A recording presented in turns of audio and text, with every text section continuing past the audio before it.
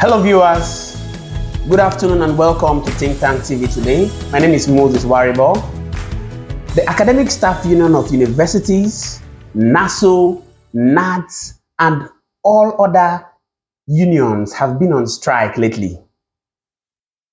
Today we got an information that the Academic Staff Union of Polytechnics are going to be going on strike from Monday.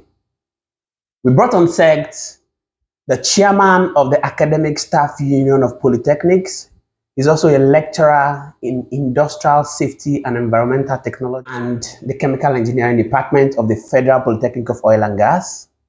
We're going to bring him on set to hear from him the background of the issue. Good afternoon, Engineer. Engineer Abiye, Aseminaso. Thank you for having me. Okay, so we got an information that your union is going to be embarking on a strike from Monday. Is that true? Yes, that's correct. Okay.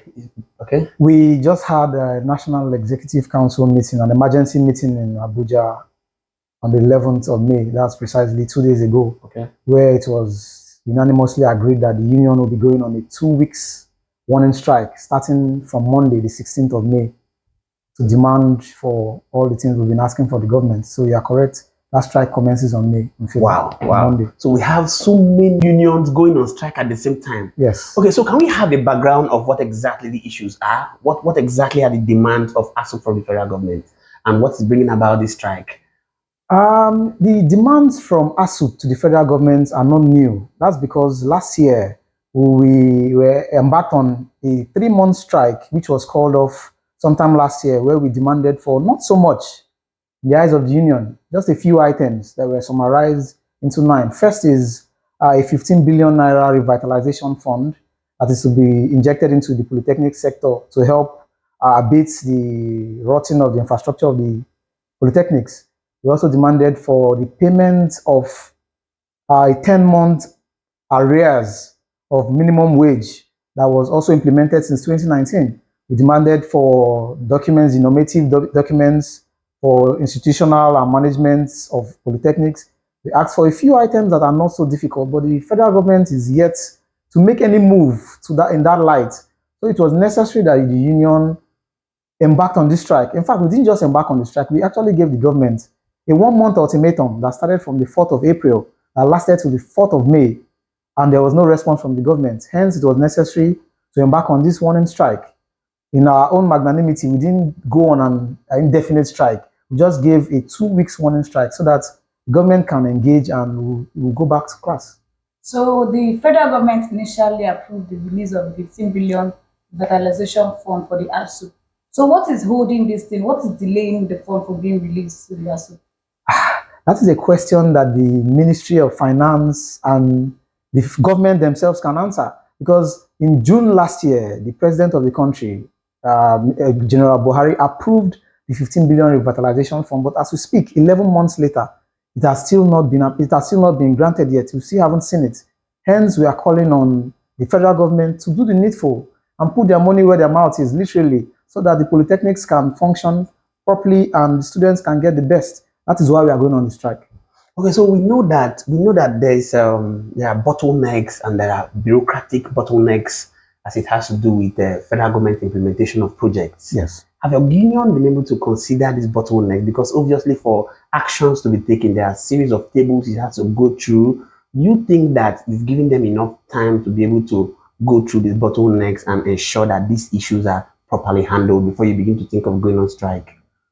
More than enough time has been given to the federal government to address these issues. Like I said, the approval for the revitalization fund of 15 billion was given by the president 11 months ago. How much time do people need to do the needful?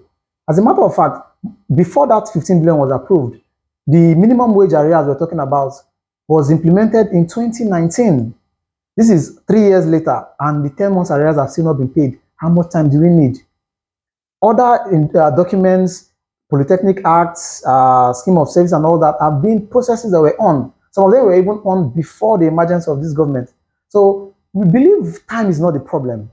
Bureaucracy might not even be the problem. It's just the will, the political will to act on some of these things. That's what I believe is the problem at this particular time. Okay, so there's a ratio of 2-1-1, right? Yes. That when federal government releases funds to Yes. the university sector, they give to a ratio of 2% To the universities. to universities, One to one to polytechnics. polytechnics, and one to college of education. Yes.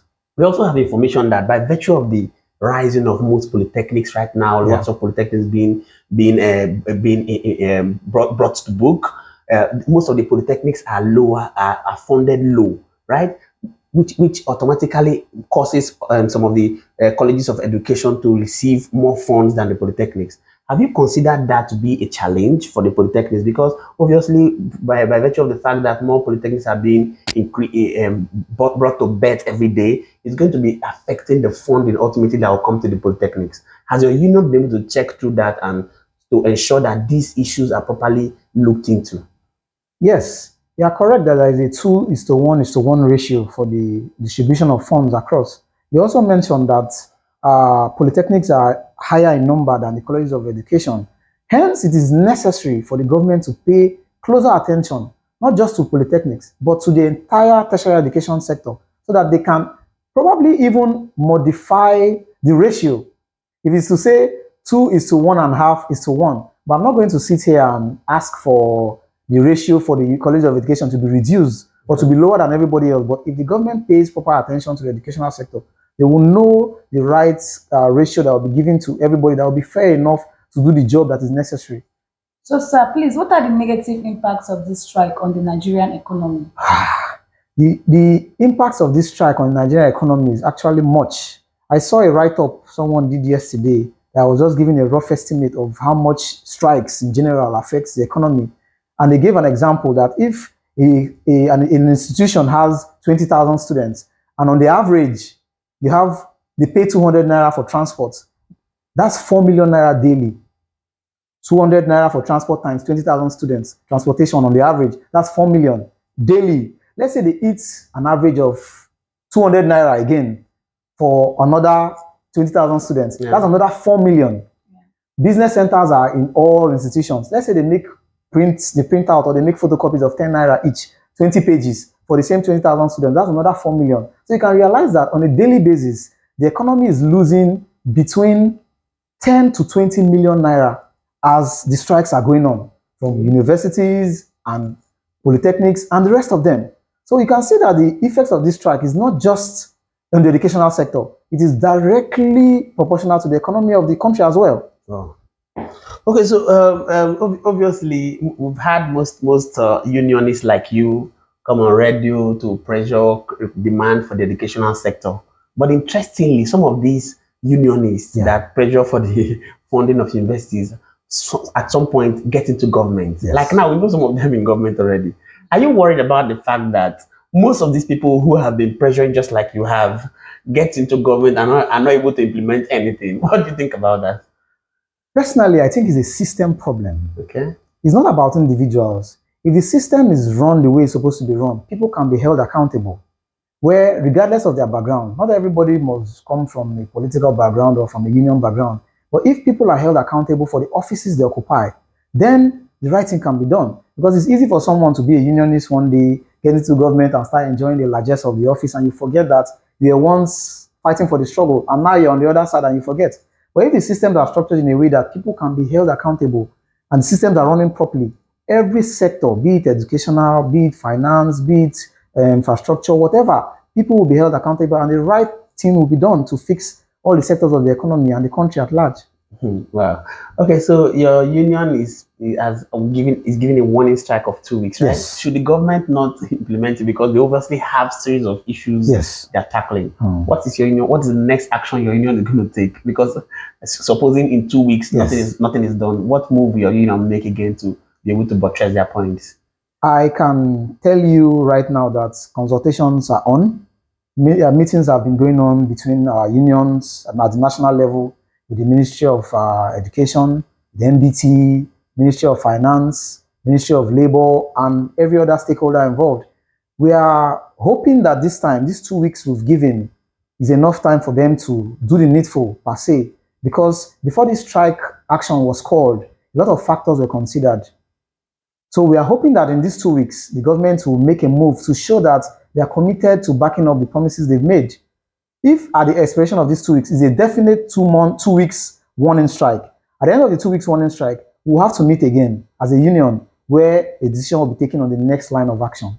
Okay, so what is your advice? Because right now, we spoke about drug abuse some days ago on this same station, the implications of letting people to be idle, right? Because it will drive them to become depressed and begin to go into social vices. What's your word for students who are going to be idle within this period of 2 weeks and just in case nothing is done, extended? What's your word for students of that nature? My advice for students and young people generally would be to get themselves engaged in positive or career-driven endeavors. There are a lot of skills young people can pick up. In fact, the 2 weeks should be like 2 weeks of rest or 2 weeks of training and development of themselves. There are skills, a lot of skills that young people can develop in this time or more even. They can even actually build on these skills when school has resumed. They can go into baking for the women or men even. They can go into culinary schools. They can go into artworks. They can go into photography, videography, learn a lot of skills, go into ICT trainings, go into manpower trainings, learn welding, carpentry. There are a lot people can go into. So it would not be right for young people to use the strike as an excuse to say, oh, I'm idle, so I'm going to go into a social vice. People go into social vices or go into the use of drugs and alcohol because they want to, not because they are not in school. People that are in school are already hooked on certain things. So it is not because of the strike why people will go into get themselves involved in some things. So my advice would be for all young people, with the help of their guardians and parents, to be channel their energy and their time into productive ventures while they are free. There are questions for the last time. There are questions we normally ask most of our guests who come here, because Think Tank TV is mostly an inspirational, motivational station where we hope that lots of people who are listening to us will learn a lot. Yes. We'll ask you this question. If you were to leave this world today, and you were asked to drop just 3 words for the people that are here left, what would be the words you would say to them? Don't give up. That's because as human beings, we face a lot of challenges that are capable of making us give up on our dreams, on our goals. And sometimes, due to the environment you find yourself, the home you were born into, the country you were born into, because a lot of people say, oh, it's Nigeria. But if as a person you decide not to give up, you look for every possible way to succeed. The decision will be on that person to succeed by all means. So I would say, don't give up. Keep pushing and you will succeed. Whatever you give your mind and your time to, and you choose not to give up, at the end of the day, you will succeed. So that would be my advice to young people. Don't give up. You heard it from the ASUP chairman. Don't give up. We urge you to ensure you hit the subscribe button. It's a red button down the screen on the right-hand side of the screen. Give us a thumbs up if you like what we're doing. Do a comment to us. Tell us people you want us to bring on sect and the way you want us to serve you better, and we'll be sure here to serve you. My name is Moses Waribo, and we have Precious as my co-host. Thank you so much for watching. Bye for now.